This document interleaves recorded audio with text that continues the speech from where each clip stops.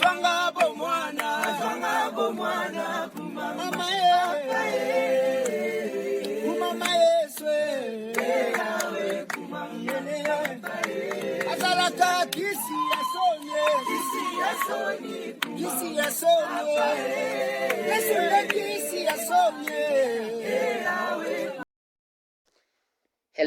everyone, welcome to my YouTube channel.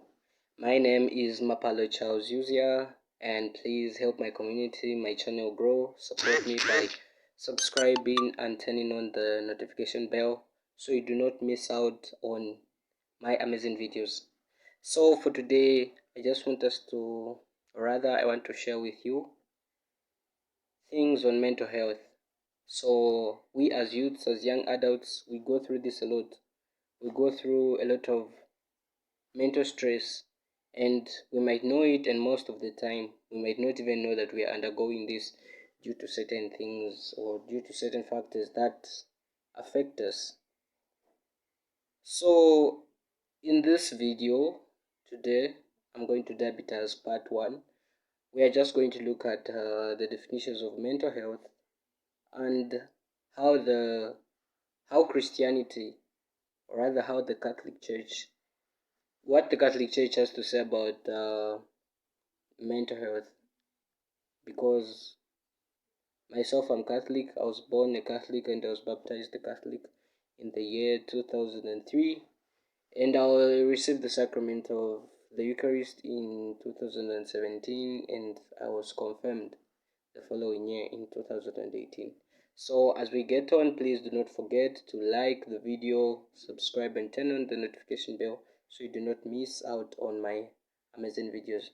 So without further ado, let's begin on what mental health is. So mental health is a state of well-being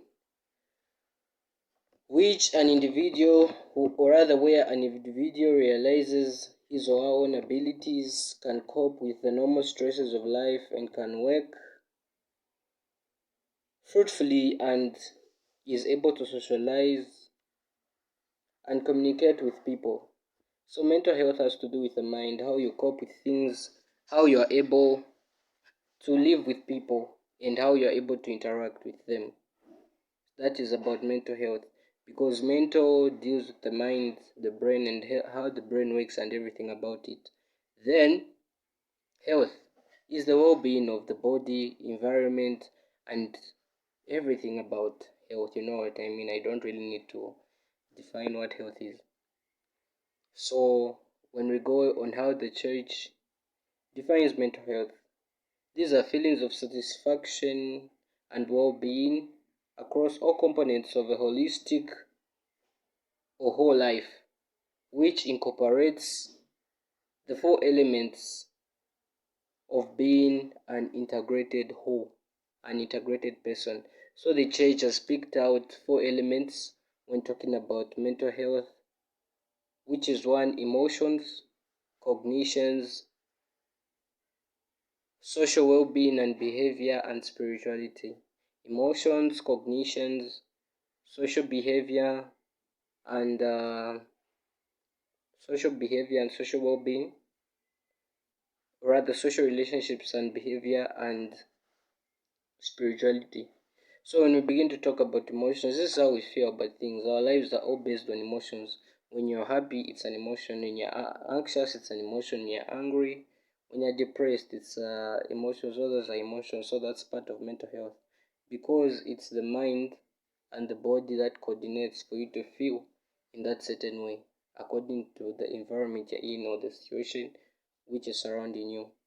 Then secondly, we are going to look at social relationships and behavior, how we interact with other people and how we behave with other people.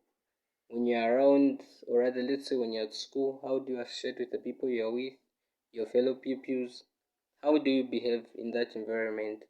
Cognitions, the process by which knowledge and understanding is developed in the mind. The process by which knowledge and understanding is developed in the mind. So when we come to talk about cognitions, it's simply the learning process that a person undergoes. Yes, the learning process from the time when you are formed in the womb, because that's where the learning process all begins. You begin to learn how to breathe, how to move your body.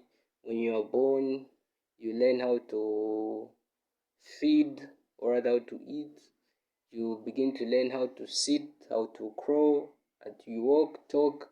All that process, you get to school, you are beginning to grasp the concepts of academics and everything about life. You begin to learn how to ride a bicycle, how to sing, how to drive a car, how to swim, how to play football. All those things are part of the cognition. Then spirituality. This is the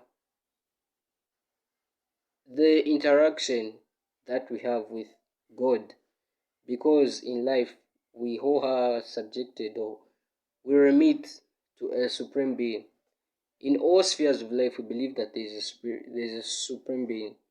Before Christianity came into Africa, we had what was known as African traditional religion, where our ancestors believed in gods and spirits.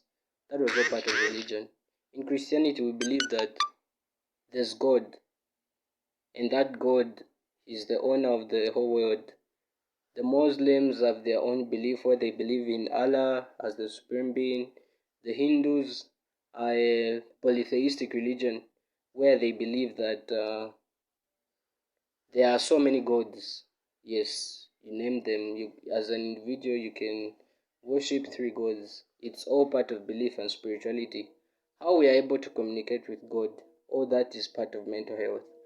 So, how the church defines this, I'll begin with emotions. How we are able to cope with the things that happen in our life. You may discover that as you are growing, not all things might go well with you. You may face some challenges here and there. Maybe you might fail at school. That is an emotion. How are you able to cope with that? When you are happy, are you too excited that you can end up making a mistake? All those are emotions. Then, how do you let those emotions overwhelm you to a point whereby you even want to think of doing a thing that you would regret afterwards? That is what the church talks about when it comes to mental health. If you are able to control those things, then well and good. You are a strong person. Our relationship towards other people, when we are around people, do we succumb to peer pressure? Are we ourselves and we stand by what we believe in? Because as an individual, whether you like it or not, we have our own principles. Like for me as Mapaloyuzi, I would set a principle whereby I will never do drugs. I will never smoke no matter what. I'll always be a person who will focus until I get what I do. And there are those free flowing people where you discover if I am a friend and I drink beer, you definitely follow me. So these are some of the things that affect our mental health, and this is what the Catholic Church just has to say. So our social behaviors and our relationships also greatly affect us youths as young adults, because from the age of 13 to 19, you are a teenager, and from 20 to 30, you are a young adult. So let me just say from 13 to up to at most 25. This is the prime of the human being. This is where a lot of people, this is where you are most energetic, and this is where people make up mistakes. This is where people achieve a lot. So if you do not contain yourself, or if you mess up at this stage, it will be really hard for you to redeem yourself in life, because this is the prime of the human being. This is where a lot of things happen. This is where we meet a lot of things happen to us, we go through a lot.